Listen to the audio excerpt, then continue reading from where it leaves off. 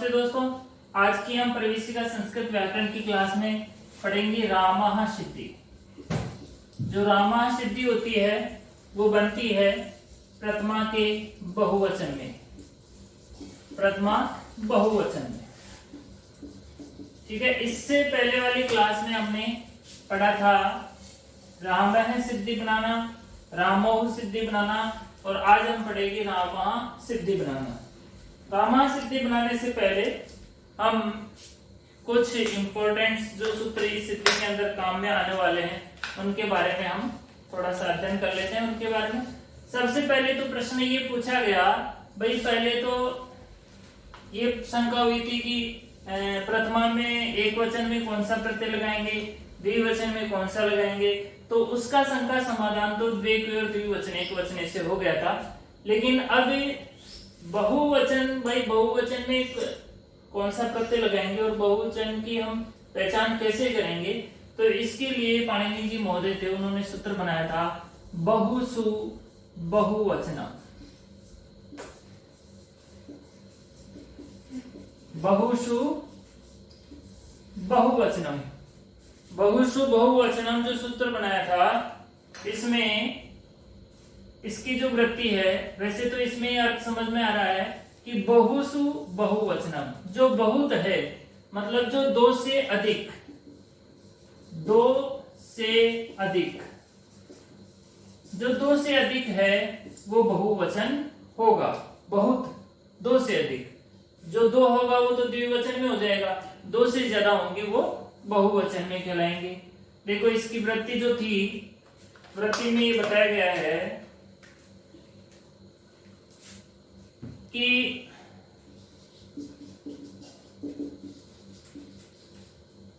बहुत्व विवक्षायाम बहुवचनम स्यात्।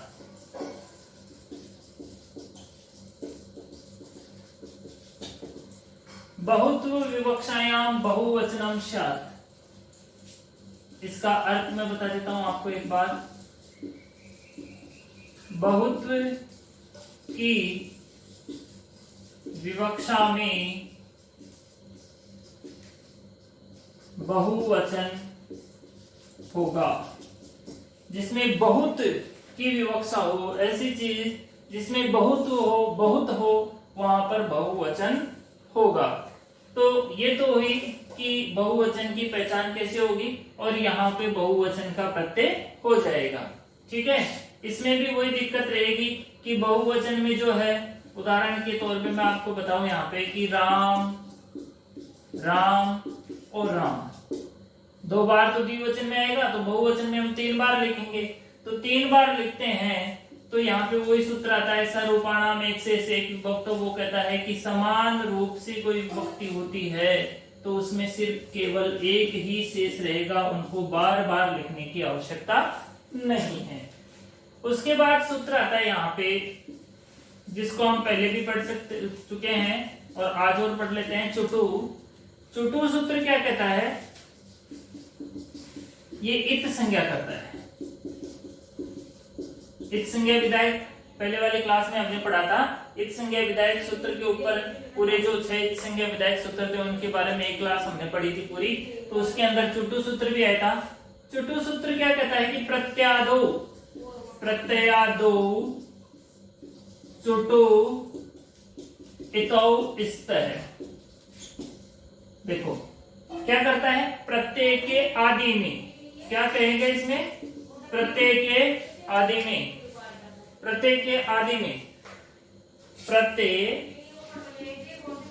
प्रत्यय के आदि, आदि यानी शुरू में, प्रत्यय के शुरू में च वर्ग और ट वर्ग, प्रत्यय के शुरू में अगर च वर्ग और ट वर्ग होता है तो उनकी इत संज्ञा होगी। कौन सी संज्ञा होगी, उनकी इत संज्ञा होगी। कौन सी संज्ञा होगी, इत संज्ञा। प्रत्यय के आदि में जो तो च वर्ग और ट वर्ग की इत संज्ञा हो जाएगी। तो इसको हमने पहले भी पढ़ लिया था, आज और हम पढ़ लेते हैं। इसके बाद में जो सूत्र आया है उसको भी हम पहले पढ़ चुके हैं, विभक्तिश्च। सूत्र का नाम है विभक्तिश्च। क्या करता है? विभक्ति संज्ञा। क्या करता है? विभक्ति संज्ञा। इसको भी हमने पहले पढ़ा है, एक बार और मैं आपको बता देता हूं। यहाँ पे सुप्तिंगो विभक्ति संज्ञो स्तर है। विभक्ति सूत्र क्या कहता है? सिंपल सा है, शुप और तिंग प्रत्यय जो हैं, सुप और तिंग प्रत्यय की विभक्ति संज्ञा होगी। विभक्ति संज्ञा होगी। विभक्ति संज्ञा किसकी होती है? सुप और तिंग की विभक्ति संज्ञा होती है। इसको हमने पहले भी एक बार पढ़ चुके हैं। अब इसके बाद में जो सूत्र आने वाला है वो बहुत इंपॉर्टेंट रहने वाला सूत्र है।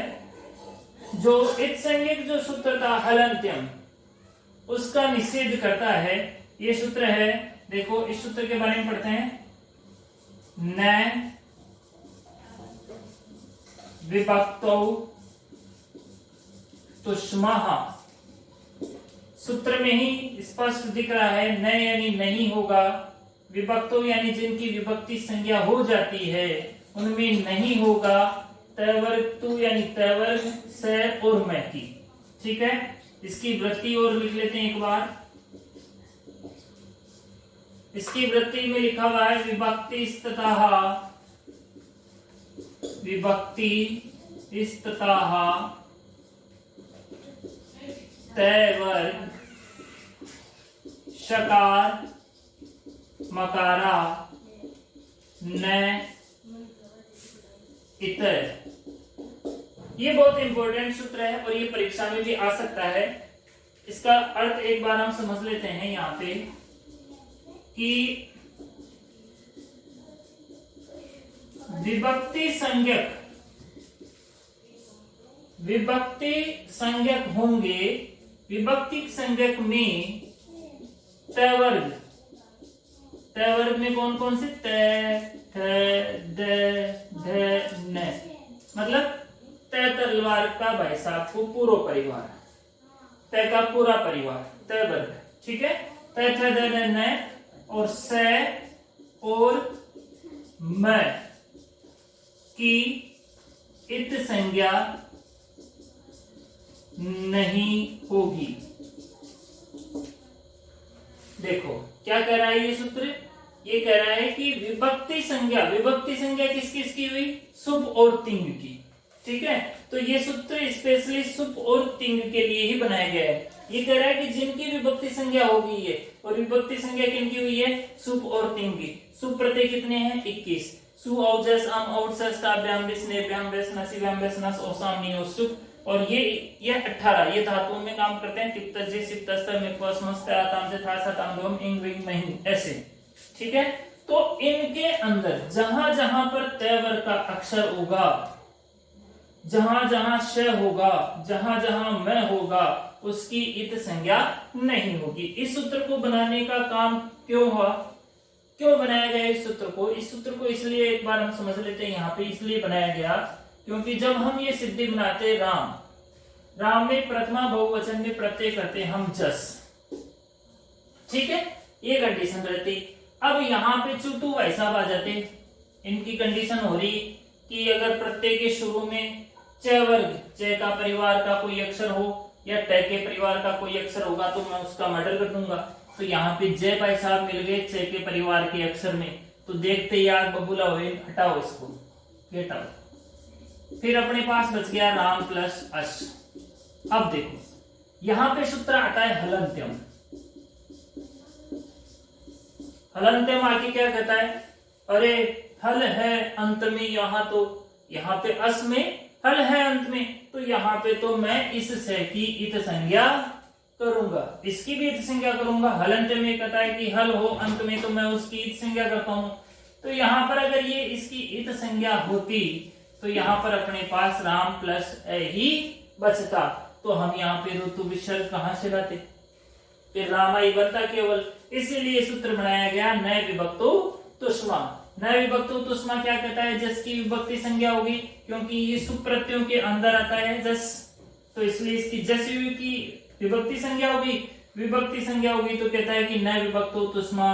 अलंत्यम को कहता है देख भाई इसकी विभक्ति संज्ञा हो गई है, तो इसमें एक तो तय के परिवार का कोई अक्षर जिसकी तो एक संज्ञा नहीं कर सकता, एक से की और एक में की, इनकी भी तो एक संज्ञा नहीं कर सकता है।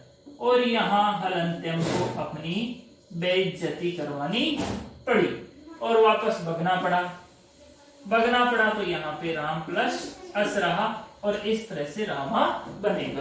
तो इस तरह से जरूरत पड़ी हमें नए विभक्तो तुष्मा सूत्र की। यही नहीं, आगे कहीं भी सुप्रत्ययों में या तिंग प्रत्ययों में जहां जहां प्रत्यय वर्ग होगा या से और मैं होगा, वहां पर हलंत्यम बरसात की नहीं चलने वाली है, वहां पे विभक्तो न विभक्तो तुष्मा की ही चलेगी।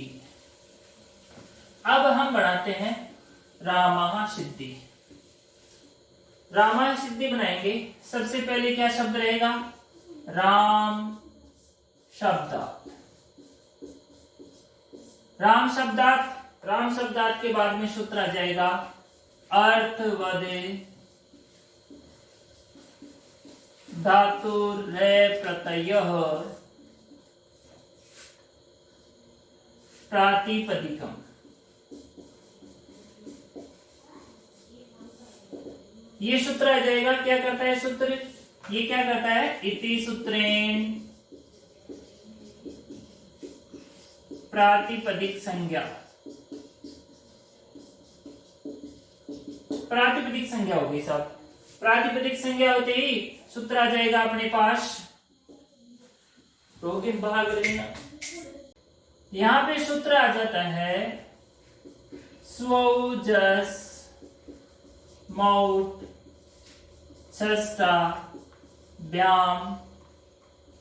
बाकी आप लिख लेना पूरा, ये बहुत बड़ा सूत्र है, आप खुद भी लिख लेना इसको। स्वजस मौट छष्टा व्याम विस्ने व्याम विस्ने सिवाम नसि सामान्य सुख, ऐसे आएगा। तो इसको हम लिखेंगे इत्यादि नाम सूत्रेण। इस सूत्र से क्या होगा, प्रथमा के बहुवचन, प्रथमा बहुवचने। प्रथमा के बहुवचन में कौन सा प्रत्यय होगा, जस प्रत्यय। ठीक है, प्रथमा के बहुवचन में जस प्रत्यय हो गया, तो यहां पे बन गया राम प्लस जस। इत्यत्र यहां पे सूत्र आ गया चुटू, क्योंकि उसको जय दिख गया शुरू में, च के परिवार का अक्षर था, तो ये आ गया चुटू और इसका चुटकी बजा दी, चुटू आते ही चुटू।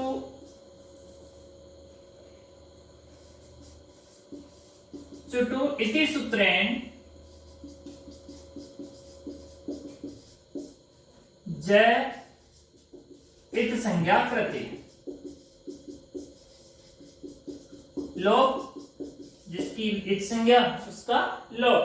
ठीक है, यहां पे बचा राम प्लस अस।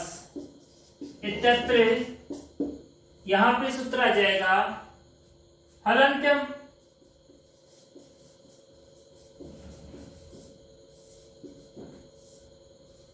हलंत्यम क्या कहेगा, इति सूत्रेण हल हो अंत में, यहां पे स अंत में है तो इसकी इत संज्ञा प्राप्ति, स इत संज्ञा प्राप्ति, स की इत संज्ञा प्राप्त थी, लेकिन यहां पे सूत्र आ गया नए विभक्तौ तुष्मः। ये सूत्र आ गया यहाँ पे। ये सूत्र क्या कहता है, इति सूत्रेण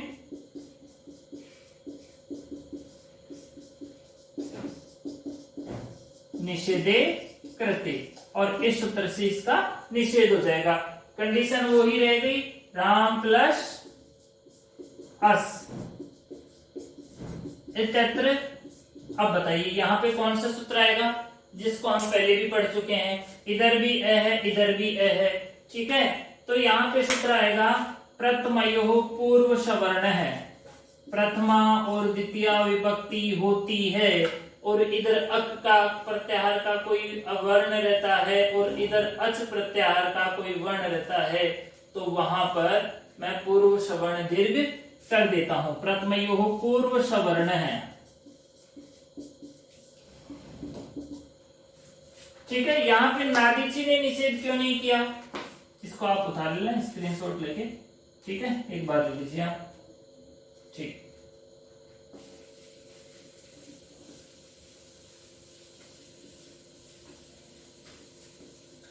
अब यहाँ पे प्रश्न ये बनता है, आपको पता होना चाहिए कि यहाँ पे प्रथम पूर्व सवर्ण का जो रामों में निषेध किया था नादीची ने, नादीची कहता है कि प्लस से पहले ए होना चाहिए, यहाँ पे प्लस से पहले ए है, लेकिन प्लस के बाद में देखो ना आत इची, ये था नादीची, ठीक है।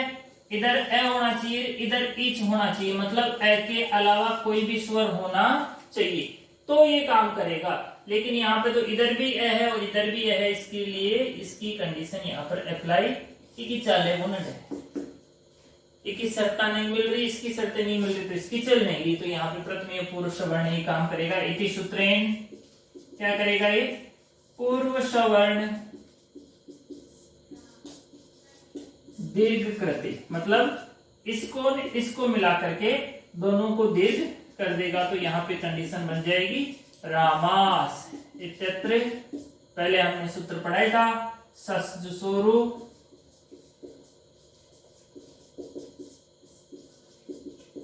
क्या करता है, स के स्थान पे रे आदेश, इति सूत्रेण स स्थानी रु आदेश कृते।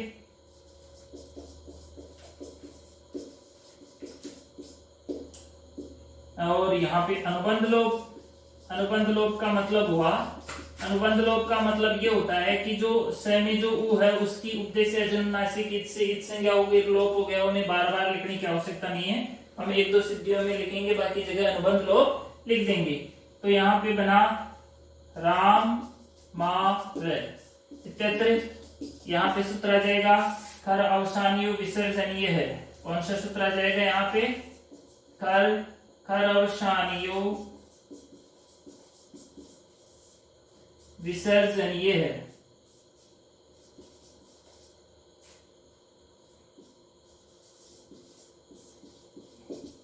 इस सूत्र से क्या होगा, इति सूत्रेण रे स्थानी विसर्गी कृते, रे के स्थान पे विसर्ग हो गया, तो यहाँ पे बन गई रामा इति रूपम सिद्धम, ठीक है। और इस तरह से बनी रामा सिद्धि। यहाँ पे कई सूत्र आए, कई का निषेध हुआ। यहाँ पे जैसे एक हलंत्यम सूत्र आया था जिसका न विभक्त उष्मा से निषेध हुआ, ये बहुत इंपॉर्टेंट है क्योंकि ये इसी सिद्धि के अंदर पहली बार काम में आता है।